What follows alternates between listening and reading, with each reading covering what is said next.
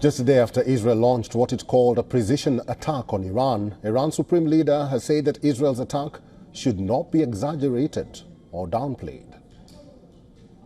بایستی خطای محاسباتی رژیم صهیونیستی باید به هم بخوره. اینا دچار خطای محاسباتی هستند نسبت به ایران. اینا ایران رو نمیشناسن، جوانان ایران رو نمیشناسن، ملت ایران رو نمیشناسن. قدرت و توانایی و ابتکار و اراده ملت ایران رو هنوز درست نتوانستن بفهمن. این رو ما باید به اینها بفهمونیم. Iran has also said that a ceasefire deal in the Gaza Strip and Lebanon is more important than any retaliation against Israel. The Iranian military put out a statement via its official channel. از روی انفعال بود و به شکست دیگر برای این رژیم تبدیل شد، اما جمهوری اسلامی ایران در چارچوب حق ذاتی دفاع مشروع و ماده 51 منشور ملل متحد خود را محق به دفاع از خود می‌داند و پاسخ به این تجاوزگری قطعی با رعایت اقتضاعات خواهد بود. Meanwhile, Israeli Prime Minister Benjamin Netanyahu has said that precise and powerful attack on Iran achieved Israel's objectives. מי שפוגע בנו, אנחנו פוגעים בו. זהו העיקרון שהנחה אותנו עד היום, וזה העיקרון שינחה אותנו גם בהמשך הדרך. התקיפה באיראן הייתה מדויקת ועוצמתית, והשיגה את כל מטרותיה. Israel claims that 3 waves of strikes took place on Friday, the first one targeting Iran's air defense systems. The other 2 waves targeted the bases and factories of drones and missiles, which could be used in a repeat of Iran's last attack against Israel.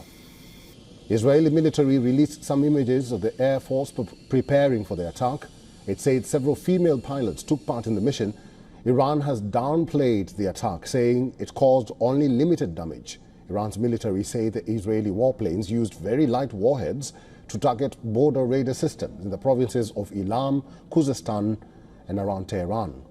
Explosions were also reported in Isfahan, home to a military base and a missile production factory, as well as Mashhad, where an Iranian airfield is located. However, an American researcher says that a building that was part of Iran's defunct nuclear weapons development program was hit. Also, he and another researcher said facilities used to mix solid fuel for missiles were also struck. Iran said that US's complicity in the Israeli strikes was certain.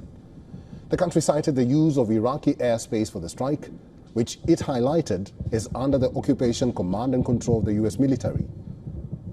Meanwhile, David Barnea, the head of Mossad, CIA Director William Burns, new Egyptian intelligence director Hassan Mahmoud Rashad, and Qatari Prime Minister Mohammed Al Thani, who participate in ceasefire talks in Qatar on Sunday, the first since August.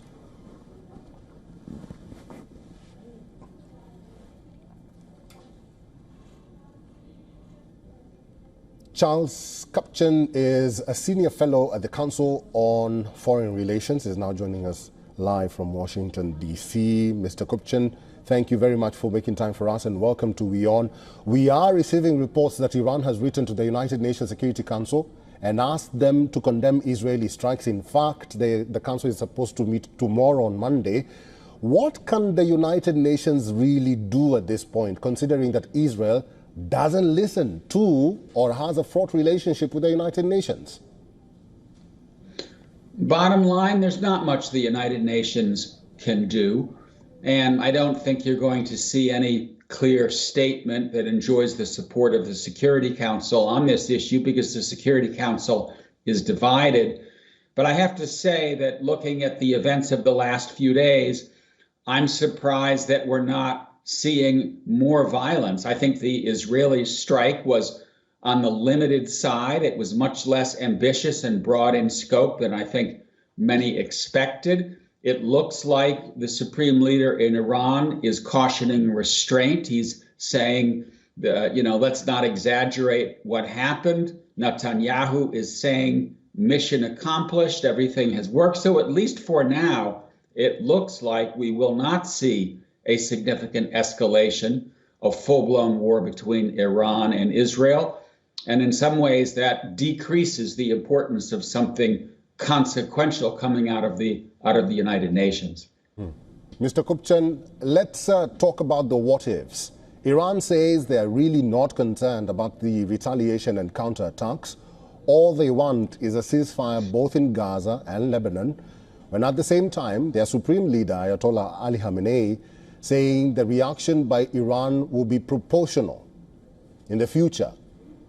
And that's where critics are wary. They say if this tension between Iran and Israel escalates, it could turn ugly and uncontrollable. Your thoughts? Well, I think that the situation right now is dangerous in the sense that we just don't know whether that level of escalation will occur. If it does escalate to a full-blown war, we could see a massive amount of instability. We could see Iranian attacks against U.S. targets in Iraq, in Syria, in other places. The U.S. may then enter the war.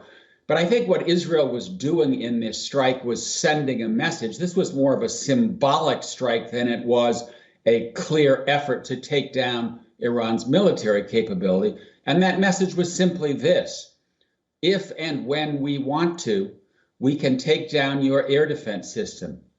We can shut down your radars. We can hit your S-300s anti-aircraft installations and basically have control over Iranian airspace, giving Israel the ability to hit at will regime targets, military targets, oil installations, maybe nuclear sites. And I think the message was clear.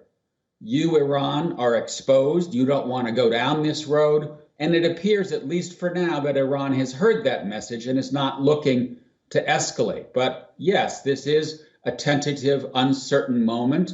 Iran may retaliate, and then we may see that tit-for-tat escalation that could lead to a wider war. At least now, for today, that does not appear to be something that is likely in the near future.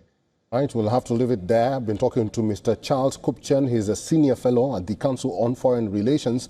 Mr. Kupchan, thank you for your time and for talking to us today. Good to be with you. For all the latest news, download the WION app and subscribe to our YouTube channel.